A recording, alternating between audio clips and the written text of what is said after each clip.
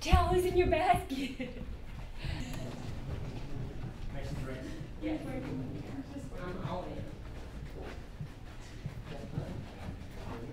Welcome to my crib. Oh my God. This is the new baby crib. Let me feed you some drinks. Well, I got tired of waiting for you. Oh, it doesn't roll. I was gonna roll with that. These are the kind of babies that drink alcoholic beverages. Baby in there. MTV Cribs? Just kidding. That's the richest. Yeah, MLM cribs. Crazy, man. Yeah, check out my crib. I'm the only mature person in this group. Yeah. Get away from You me. can tell by your hair color. As for spending full day with you guys, I've noticed that, I mean, you guys are a lot busier than I thought. I mean, it's not easy what you guys do. You guys are constantly on the phone, talking to people, coaching people, but after having a few drinks, I mean, there has to be something that, like for an example, like I think Rhonda, you were telling me the very first time that Nick dragged you on stage. I mean, what was that like? It wasn't a drag, it was a push. No, I found out like 30 minutes. Like he was rolling into Nebraska, and he's like, okay, so you know, oh, there's the pizza. Hey, let's cut it. Yeah, let her. Okay, so go ahead. Keep talking. Yeah. So go Yeah, ahead. so he's like, he goes, well, you know, I'm the guest. I don't do the presentation. You know, he goes, I'm your guest for the night. So someone's gonna have to do it. And I'm like, well, Tony's out of town. You know, because usually By he would design. do it. Yeah. You So he's play like, well, it. you're gonna do the presentation. I'm like, huh? I'm like, you gotta be kidding me. I mean, literally, because I had never done anything like that before, and this is a long time And she has to ago. plan everything. I mean, she's got like, you know, Yeah, I gotta in know. advance and everything, so. No, I was in tears. I mean, I was shaking. I was just scared, and it was. But you probably By killed far. it. You probably did amazing. Well, everybody said that I did great, but I just remember shaking and being scared to death. But when I was done, which was the most amazing thing, is Nick said to me, "Nobody else should be up in front of that room than you." Oh, no way. Nick, did you really say that? I had too much to drink that night. No, I don't he believe did. that. She He did an say awesome job, and she's only gotten better and better and better and better and better. Well, I mean, you guys had to. I mean, obviously, Nick has been your mentor, but in what sense? I mean, this job in corporate America, I did. You know, I was the national sales trainer. I was professionally taught, and I went to training on how to speak and how to train people. But you guys have mastered people in some form.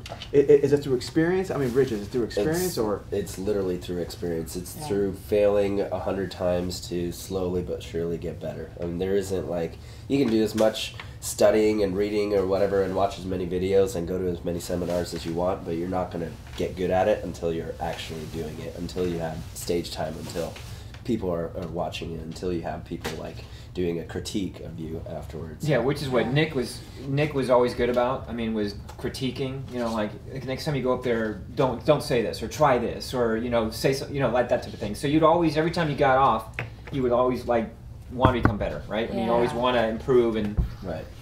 So. Yeah. So how about you, Jeremy? I mean, the very first time that you got into this business, I mean, what was it? Scary? Was it exciting? Did you have to do it? I had no idea what I was doing. Okay. Wait, hold on. What do you mean by no idea what you're doing? I mean, how did you get into it? I had no choice, you know?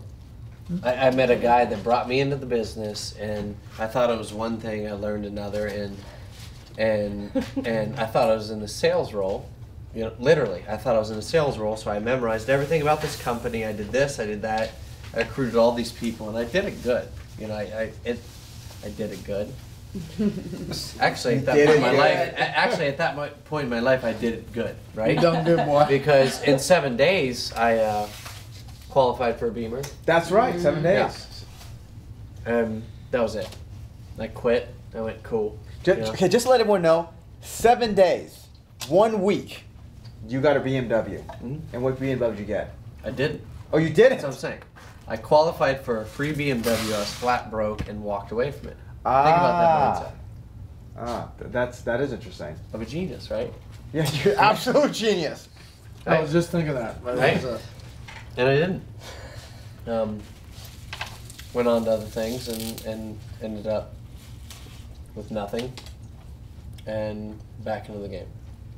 You're obviously very successful, but what is it that, how is that, I mean, Nick keeps this, he seems to be the glue of this foundation. But I mean, Tony, what is it? Well,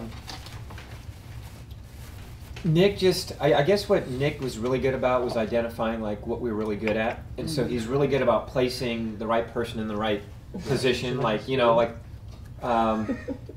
and I don't know, he just saw something in us that just made us want to become better than we really were. He always believed in us before we ever believed in ourselves. Exactly. I mean, it was so his we belief that so pushed raised us. our game. It made us go, okay, well, I want to, next time Nick comes out, man, I'm going to kill it. Right? Yeah, I'm going to show him how good I I'm am. going to be that. And sure enough, he'd come out and go, okay, dude, next time you do it, so you're right back in the You thought you'd kill it, and then they just like, come here, can I talk for a second? Come here. First of all, feed me, and then here now.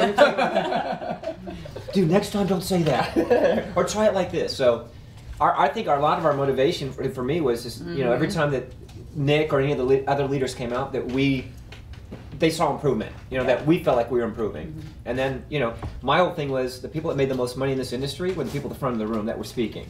And so for us, it was like, I got to get to the front of the room as fast as I possibly can. Which is now, to the point of today and tomorrow launching the event in front of 1,500 people. They've worked their way up from that first event when Nick was like, fix this, to now they are the center of the prime event tomorrow. Game time. The two of them are launching the entire Body by Body Challenge to every prospect that shows up all around the country. It's a far cry from dragging you in front of Yes. From pacing back and forth. Wait, I'm a student now. You're a veteran. I mean, you get up there, you'll just freaking nail it. I have no problem getting in front of the room now.